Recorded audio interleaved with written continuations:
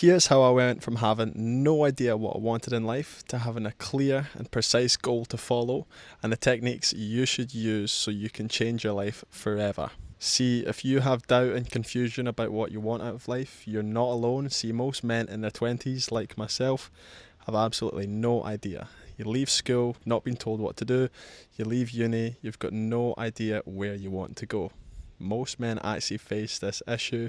It's a massive problem, and no one seems to be addressing what to do with your life. See, the secret I learnt to figure out what I wanted was through door-to-door sales. See, when I turned 20, I moved to Sydney, Australia, and I did door-to-door sales for close to 2 years. This was an unbelievable experience for me. It taught me everything I know now about how to set goals, how to figure out what I want out of life, and how to actually build the determination to pursue those goals. See, I would say the most important thing for you to actually achieve what you want is setting proper goals. No one actually teaches you how to do that. They just say, oh, just write down your goals and then that's it. But no one actually gives you like a framework or a technique on how to actually do that. So that's what this video is about today. See, the first thing that you need when it comes to your goals is it needs to be super specific. I'm talking like numbers, percentages, like things that you can actually like look at and see what it is. Because if you give yourself the goal of, oh, I want to make money online, well, how much money is that? Or if your goal is I want to lose weight, well, how much weight do you want to lose? You need to be as specific as you can here. So you need to say, oh, I want to lose 10 kilos, or I want to make £10,000 every month for my business. Your goals need to be as specific as you can make them. The second thing you need is deadlines. There's no point in setting a goal if you have no time allocated to achieve it, because if you set yourself a goal and you give yourself a year to achieve that goal, then you're only going to do 10 minutes working towards that goal a day.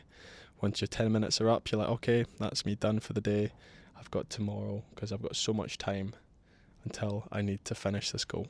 But if you give yourself the deadline of 1 week or even a month, then you do a lot more work and you have a lot more urgency and effort to pursue that goal, because you know the timeline is quite close and you've given yourself that time to achieve it.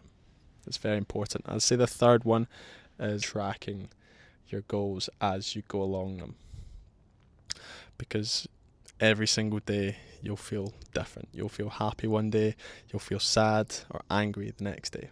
So it can get quite easy to lose track of your goals from a start to an end point.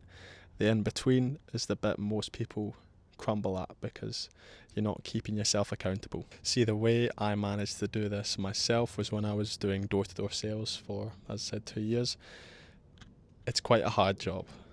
You go to different people's houses. I speak to 40, 50 people every single day.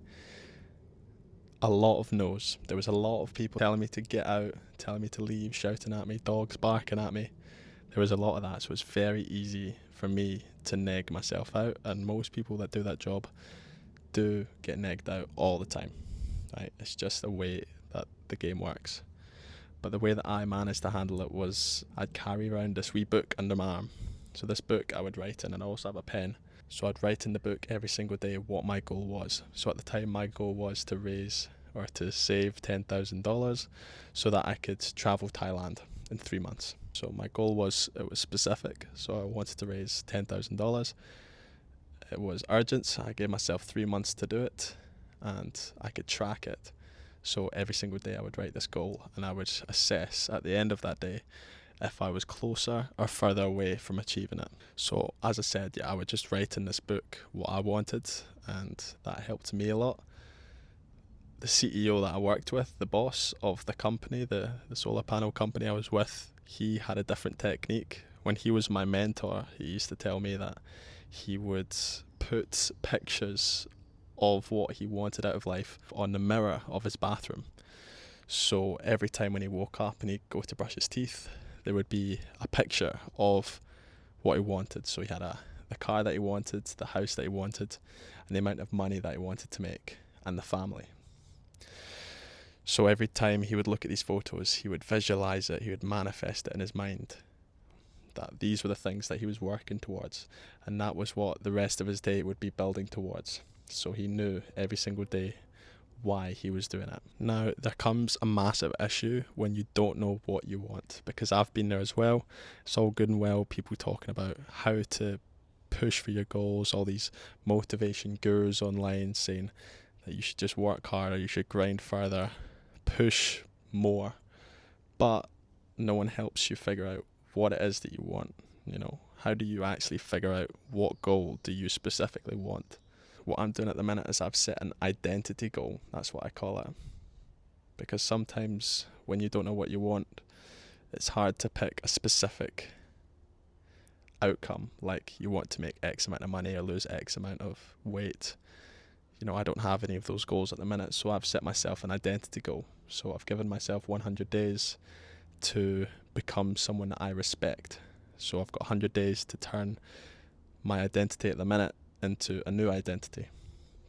So everything I do during the day, if it's working out, if it's making nice food, healthy food, or seeing my friends, or gardening, or working towards a business plan or a YouTube channel, that kind of thing, is it getting me closer to that identity, or is it getting me further away?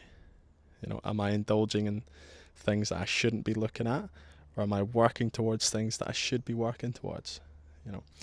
Sometimes setting an identity goal is a lot easier when you don't know what you want, because you can just look and imagine, okay, I don't know what I want at the minute, but who is the person that I want to become? Is it someone that works out?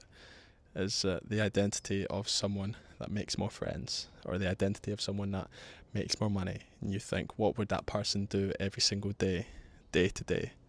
And then you can start doing those things, and then eventually you will become that person. I'd say just overall, the important thing is to write out your goals, or at least type them out, have them in front of you, remind you every day what it is that you're working towards.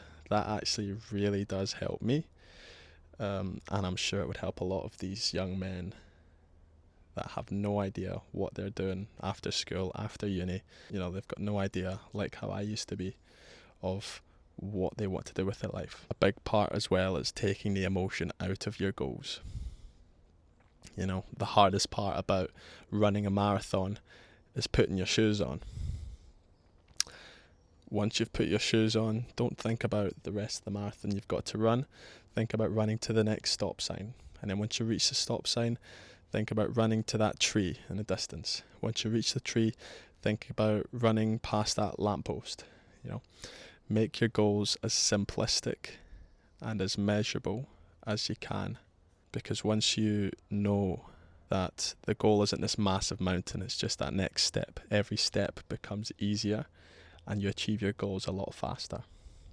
So as I said in the video, the 3 things that you need to do for your goals is 1, make them as specific as you can, as specific and simple as you can. 2, make it so that there is urgency behind your goal, so you have a specific date to achieve it by. And 3, make sure that you can track your goals every single day, so that you know that you're getting closer and closer every single day that you are to achieving it. Dream big, but try to make your focus small, because when your focus is too large, you lose scope of how close you are to achieving it. Stop drifting, start living.